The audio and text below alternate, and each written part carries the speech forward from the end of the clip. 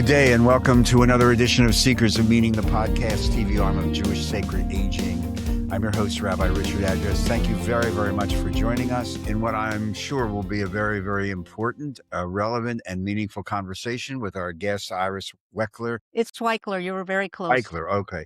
As a person who has a last name that is pronounced a variety of different ways, address, et cetera. So thank you, Iris. Appreciate it. Iris joins us from Chicago, and we're going to start with talking about her recently published book called Role Reversal, subtitled How to Take Care of Yourself and Your Aging Parent. So, how you doing, Iris? How's Chicago today? Chicago's great. I'm really, really glad to be here with you to talk about your passion of caregiving and mine as well. And I think we'll learn a lot from each other and hopefully help your followers. Well, thank you for joining us. Really, the caregiving issue remains at the top of the list of all the stuff we do at Jewish Sacred Aging, because so many people are or have been or will be caregivers, especially as we live longer. And the multi-generational aspect of it is just unbelievably important and meaningful. And that's why books such as yourself, let's get this out of the way. Role Reversal, How to Take Care of Yourself, Your Aging Parent. One can get that from? Well, you can get it Amazon or a local bookstore. All you have to do is walk in and order it, and Amazon carries it, so they can be got there.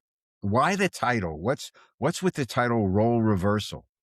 Well, I think that's what happens when a parent becomes ill or disabled or is facing a medical crisis. Their adult children, suddenly the role is reversed, and we're taking care of the people that literally took care of us from the moment we were born. And so I thought Role Reversal was an apt title. Also, many medical problems that occur or psychological problems that occur where our parents begin to become diminished in different ways, physically, mentally, emotionally, their memory fades.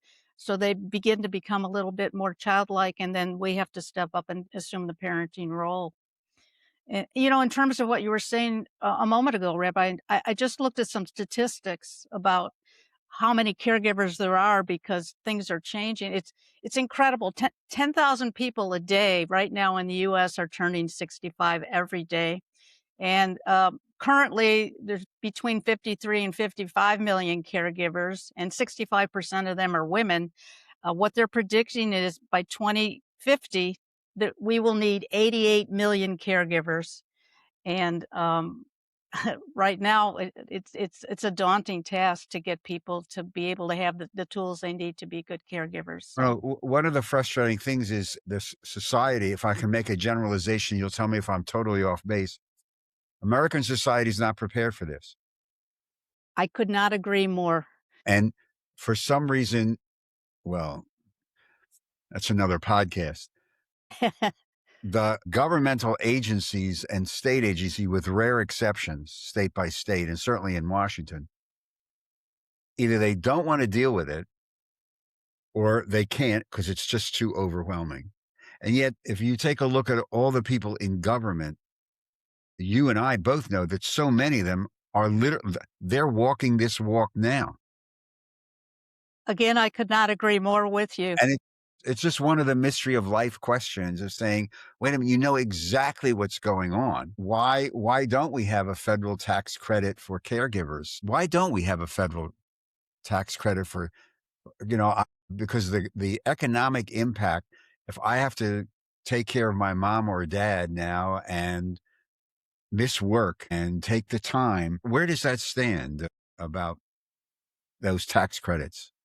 Yeah, we don't have them. In fact, things have been taken away with our government. And I think it starts with the fact that, unlike other countries like Israel or Japan, in the United States, we do not value our senior citizens. They're perceived as a burden. There's a lot of negative thinking around it, rather than perceiving them as people that have a lot of knowledge, a lot of wisdom, and a lot of life experience. So that's a number one critical problem. Secondly, senior care and caregiving programs are not a priority with our government as it is in other countries. Again, Israel and Japan are good examples. And so money is not being put into those programs. And we're also not tapping into private industry and philanthropists. There are places where there might be funding available, but we're not tapping into that. And so that's a real issue. Another problem with this country too, and again, it relates to our culture and the government, with what's been going on the last couple of years in terms of deportations and foreign nationals that are needing to leave the country or are not able to work the way they normally would. A lot of these wonderful people are the people that are our caregivers. They're home health caregivers, they're caregivers in assisted living programs and nursing facilities.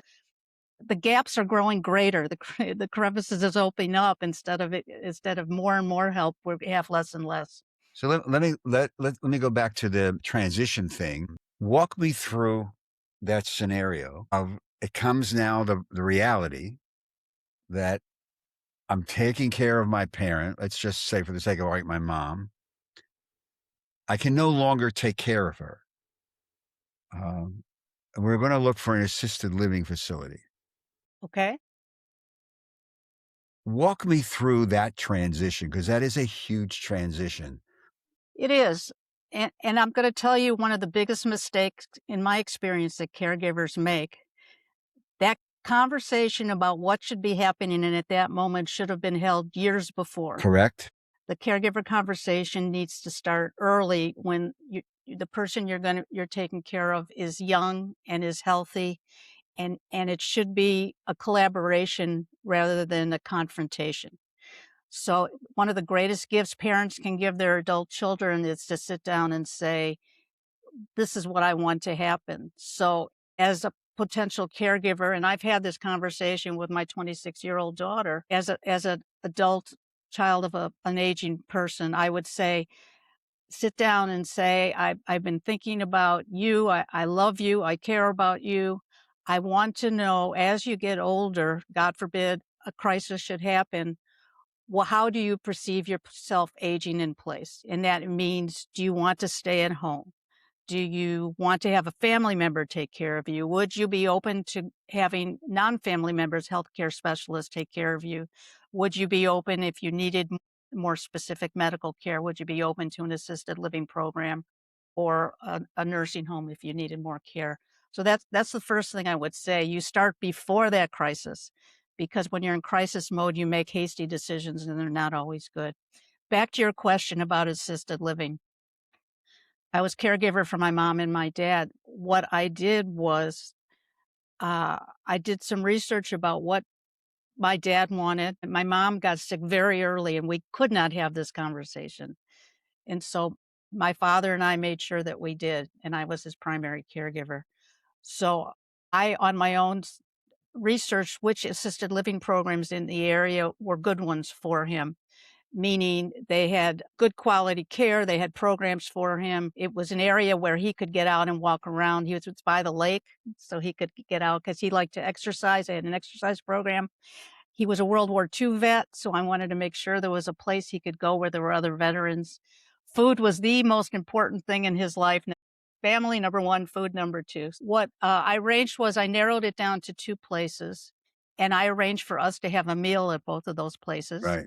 We met the chef, the head cook there, because food was so important, and I also arranged to have some World War II veterans that were living there meet with him so that he could get a flavor for the place, and while we were dining in the place, I talked to other family members and residents that were there to get their experience and what they liked and didn't like about the places.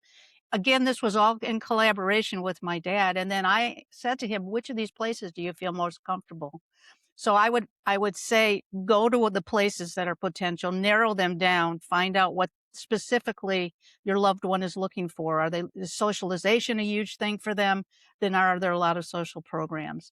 Do they have places, transportation? Do they, whatever the needs are for your individual, and what kind of help is available? By definition, assisted living means there's someone there 24 hours, and many places have more advanced care as medical problems increase or people age, where there may be a memory care unit there. There may be a unit where you can have a caregiver with you. And so it goes up. And so you want to be specific and know what's available in each program. For my father, there were call lights. There was a something he could pull in the event that he could fall. And he did fall one night at midnight. But there was someone that came right to check on him and was there and called me. So those are important questions to ask. what's the range of programming available? And of course, you want to find out about costs because sadly, Medicare in this country is not going to cover the cost for that. That's out of pocket. Right. There is this mythology. I talk to people, in our work, and there is this mythology that Medicare will cover, everything or most of it. And when you say, really better check that out because you're going to be writing a lot of checks.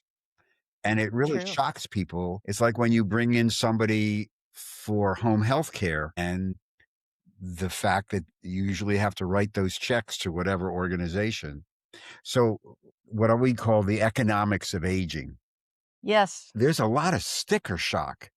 You say, well, how much is if I want to go into an assisted living or the buy-in to a continuing care retirement community, a CCRC, and they sit down and they say, this is what their basic assisted living room is going to cost. It's not going to cost $300 a month. No. No. And there's a lot of sticker shock. How in your work, how do you begin to maneuver, work with a family who just say, wait a minute, my loved one like to go there. We just can't afford it. Right. I would go back to our earlier conversation about having the caregiver conversation. And a part of that, and this is very uncomfortable for family members sometimes to talk about. It's really hard to talk about or think about death or losing a loved one. It's almost as painful for many families to talk about money, but a part of the caregiver conversation is talking about assets and is talking about what kind of insurance do you have, and so that you know exactly what you're dealing with financially in terms of finding a program for your parents. I mean, Medicaid will pay for some skilled nursing homes, but it's not gonna pay for assisted living, the kind of places that we're talking about, or a senior community like you're referring to, so that's all out of pocket. So it's really important, and also it's important when you're visiting places to find out about extra costs. Like if you go to a senior living community, some of these communities, there may be additional costs, monthly costs, just like you would have a condo and the costs associated with that. There's certainly additional costs if you have to have a companion or a caregiver come in to help take care of a loved one. Medicare will pay for some of that short-term basis. They have to document continued improvement by the patient, and a doctor has to order it. Someone would come in and, for example, help with bathing. In my father's case, what we did, he we knew that he would be opposed to having someone be there, so we quietly paid for an aide, a home health aide, to come in and sort of hang out while he was taking a shower and make sure and check on him and offer to do his laundry. He didn't know we were paying for it, but then there was someone there that was on the other side of the door that was helping him or was with him when he took a shower. So there are creative ways you can go around it, but it's really important. The other thing I always recommend to family members, and friends of people who take care of your family of choice, sometimes it's that, is find out who that core group of caregivers are gonna be, and then talk about what the skill sets are of each of those individuals, because it does take a village sometimes to help when someone is older and needs help. So there may be someone in your family who is a doctor or understands medical things. That person can be the person that converses with the doctor. There may be somebody that knows how to look at a hospital bill and a medical bill and figure out what that means, because that's a nightmare by itself. There may be someone that's physically close that can come in and check on that person regularly. So you identify who people are, what people are available, and what their skill sets are. So that also offsets the burden of being a single caregiver. And for example, my sister lives in England, but when my father became ill, she wanted to help. She helped give us some money for this companion. My brother lives in San Francisco, but when I needed respite, when I needed a break, he came in and he helped take care of my father so that I could have a break. So you build a team, a caregiving team. Could you just, before we move on to pick up on some of the things you just said, could you just remind people that Medicaid, to qualify for Medicaid, is not something that you do like just filling out a form? It's not turning 65 and you automatically get it. No. And every state's requirements are different, but it's asset funded. So you have to look at how much money you have, and you do have to spend down to a certain point, a threshold before you can get Medicaid. Also, you can be younger though if you're disabled for 2 years. So you can be 25 and get it if, if you are disabled for 2 years and you qualify financially, but it's a financial qualification. Whereas Medicare, whether you're a billionaire or you have no money, when you're 65, you're eligible to get Medicare. And Medicare also is you can get younger if you're disabled for 2 years. But Medicaid, Medicaid is a state-funded program to help with medical care. and as you say, you have to spend down, and but it takes sometimes months. It can take more than that. That's right. Yeah. That's right. And they fine-tooth comb looking at your assets, and that includes your house, that includes your car, that includes what you have in the bank, that includes stocks, whatever. All they look at everything. And so it differs from state to state depending on the states about what those specific requirements, dollar amounts are. I know that I've referred people that there are people in certain locations who are Medicaid specialists who could actually help a family navigate this minefield of looking back and spending down, and which itself, A nightmare. in spiritual sense, is really immoral. That you, in essence, have to impoverish a human being in order for them to get help. There's something wrong with the system, but There's a couple things that are there now that weren't there several years ago. One is there are specialists now that I have a friend here who does it. right. She specifically that's her job. People come to her and she helps them look at their financial situation and helps them understand their eligibility for Medicaid and insurance and all of that.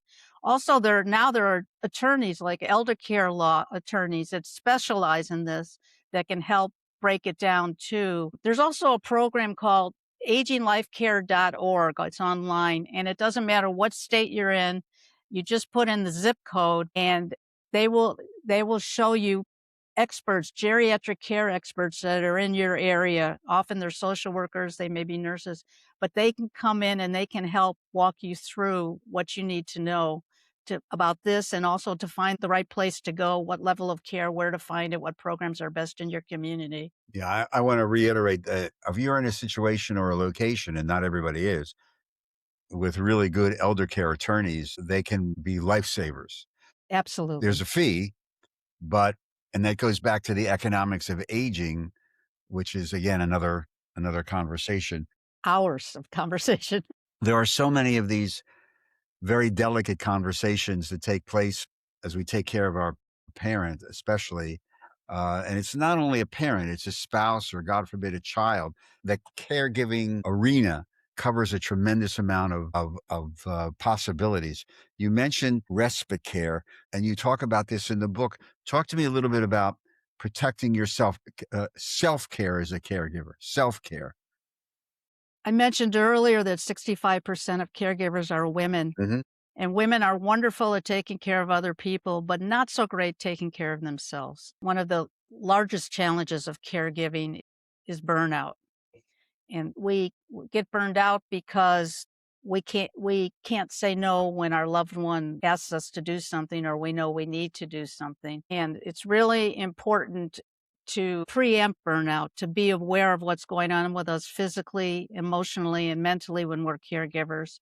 And so there are a number of warning signs that happen. For example, behaviorally, if you get more irritable, if you find you can't sleep, or if you find you wanting to sleep all the time. Physical things that happen, you have digestive issues, your muscles tighten up, you get headaches. That's another thing. And some people, because the pressure is so great, they may turn to alcohol or drugs, or they may just get isolated and they're totally isolated in the caregiving world and realm. And everyone that's a caregiver is not exclusively a caregiver. They may be a partner, they may be a parent, they may be an employee, they may be a sibling. There's a whole world of things that are all coming at you at one time. It's not just the one caregiving thing. So it's really important to carve out time for yourself and to not look at it as being something selfish, but to look at it as being something that nourishes you and helps you to be a better caregiver. So it can be something as simple or as little as jumping in a bubble bath and giving yourself a few minutes, to just relax and focus on yourself. But it's important to also try to make time to do things that make you feel good. It might be going out for dinner with a friend, it might be going to a movie, whatever, might be doing yoga. Whatever nourishes your mind, your body, and your spirit, it's important to make time for those things. And for people that can't get out or don't have anyone to come help them, the internet is a wonderful place. There are chat rooms 24 hours a day with other caregivers, and I think caregiving can be a really isolating, overwhelming thing. And so that's another place to go to talk to other caregivers so that what you're feeling is something that you understand is not only yours, that it's normal to have feelings of frustration or anxiety or anger or helplessness or hopelessness. So chat rooms are a great place, and there's all kinds of the National Family Caregiver Alliance is a place with a chat room. The caregiverspace.org, those are two examples of places where you can go for help. But if at all possible, it's important to carve out time where the focus of it is not caregiving, where you're having some time away from that because that's really, really important. Iris, is the flip side of the self care what you write about caregiver guilt? Yeah, I think sometimes people perceive asking for help, they feel that that means they're failing and they feel guilty about it. And sometimes the person you're taking care of says, I only want you to help me. And so it's really important to have an honest conversation with yourself and with the person you're taking care of and saying, I'm here for you and I want to help you. I'm not qualified. I'm not the person to help you with this particular thing. For example, it might be awkward for an adult child to be giving a bath to a parent. The toileting aspect is very, very Yeah. difficult. And physically, you may not be able if they have mobility issues or transfer issues, you may not be able to lift them. So it's important to say, for your safety and for your well-being, we're gonna need someone who knows how to do this safely to come in and help with that. Or you may be uncomfortable with this, so we're gonna have someone. That's why with my dad, we had other people come in to be there to help with the bathing stuff with his shower. There's two things that I want to ask you about that have come up increasingly in the last couple of years in our workshops. Number one, the caregiving with people who are estranged. I was estranged from my mom, and now Mhm, all of a sudden I'm faced with this. And the second thing is this rapid rise in our community across the United States of what the literature is calling solo agers. I have no family, I have no spouse, I have no children. My friends are all in the same boat that I am. Rabbi, who's going to take care of me? mhm. Could you just, from your experience and your writing and the estrangement issue and the solo ager issue, because this stuff is real. It's very real, and it's one of the biggest challenges. The estrangement issue is particularly difficult, and one of two things can happen. You can use that as a time to repair Right. relationships that are broken. But it's really important, particularly when there's a family where there's multiple siblings, if a parent has a bad relationship with one sibling and a good relationship with another, to find the right person to spearhead the caregiving team, because otherwise things can go very badly. But I think it's important for the person that's a potential caregiver where there's estrangement for them to go deep into their heart and to say, is this something I'm able to do? And is this something I'm willing to do? And decide if this is going to be an opportunity to repair. And it may take someone else coming in to help with that. And that's fine. You can have someone else come in, a therapist or uh, a social worker or someone from the healthcare team, like a hospice person. A social worker from hospice can come in and do that. There are people there that can help you with that. So that's number one, is to examine very deeply what your feelings are. You don't want to go into being a caregiver in a resentful, angry space because it's stressful all by itself when things are perfect and everyone loves each other. Those negative feelings are going to emerge in really, really powerful ways and can cause even more damage. But taking care of someone who's ill or someone that's dying can be a time when it can be a privilege and it can also be a time of growing close. and opening doors and talking about the past and saying to this person, this is something I regret. This is something I want to change. This is something I wanted to talk to you about and tell you about. Are you open to hearing it? So that can be a moment of renewal and of conversation and repairing a relationship. So I think about it in those terms. I helped two friends of mine die with dignity, and they were my age, and they didn't have family, but they had their chosen family. And sometimes you're closer with your chosen family than you are with your blood relatives and family. And so their chosen family came in, their friends, people that they relied on, and we got together as a group and we ended up taking care of them and we ended up helping them to die in the way they wanted to die. And so many of us have chosen family. We have friends or we have people that we call aunt or uncle when they're not really our aunt or uncle. So examining those people in your life, and they can come in and they can be people that can help. This is the frontier. We've done one or two podcasts on this, and I'm monitoring this a little bit. And that is this explosion in the tech industry of creating robotics and tech for caregiving. Mm-hmm. This is Sparky, the robotic dog that I bought because I was doing a workshop around this. Yeah. This is just the beginning. Now, the sophistication of some of this, I really do think this is the way of the future, especially as children live thousands of miles away. They can program things. What's your take on this explosion of technology in caregiving? I totally agree with you, and I think it is the future, and it's relatively affordable too. It starts with something as simple as a medallion or a bracelet that you wear so that if you fall, it sends out a signal either to a family member or a place where someone receives the call and calls for help. But there are devices now where you can put in people's homes where you can see from when they go from room to room what they're doing, where they're doing it.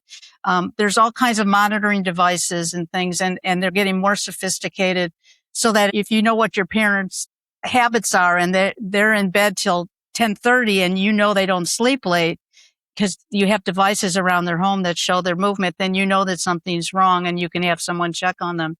I think we're going to continue to rely on technology. There are those service dogs you're talking about. And I saw a show this morning about robots that come into your home. Yes, that's right. And wash your dishes and can get you your food out of the fridge. And I think that's going to be in the future, but I think that it's coming. And I think we're going to need to rely on them because, as you said, we're so spread out right now. Our families are not right next door to us like they used to be. And so we're going to have to figure out how to adjust to that. Iris, thank you very, very much. If somebody wanted to connect with you and talk to you about doing some teaching and stuff, how do they get in touch with you? Well, I'm just launching a new website I've been sort of spread out. So everything's going to be there. My new book is called Burned Out. So burnedoutbook.com is going to be a really good place to reach me. And then I can respond to anything that people send there. Also, right now, I'm currently posting articles Monday through Friday about caregiving on my Facebook page and on Twitter. And so my Facebook page is facebook.com/role reversal 1. Role reversal. Yeah. And I've been doing this for years. So there's a wealth of information there. My Twitter page is twitter.com/Iris, IRISUAICHLER. Okay. Lots of ways to connect.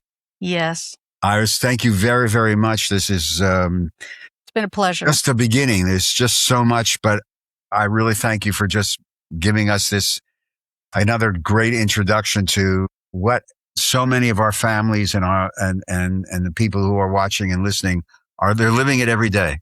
Absolutely. So continued good luck with everything with the new book, Burned Out. Is that the name of the new book, Burned Out? Yes. Yeah. Burned Out. And just stay healthy. And you as well, Rabbi. Thanks for all the great work you do.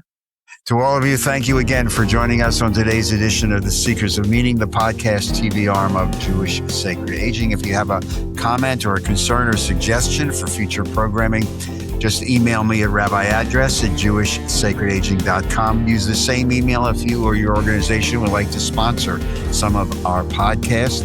If you'd like to support our work as well, you can go to the website, jewishsacredaging.com. It is a very conveniently located donate button. Just follow the prompts. It's real simple. Secrets of Meaning is recorded at the broadcast centers of Lubetkin Media in beautiful today, Cherry Hill, New Jersey. And a big shout out to our genius producer, Steve Lubetkin. And for all of you, until we see each other again on the next Secrets of Meaning, take care of yourself, stay healthy, stay safe, and most of all, be kind to one another. Shalom. Thank you.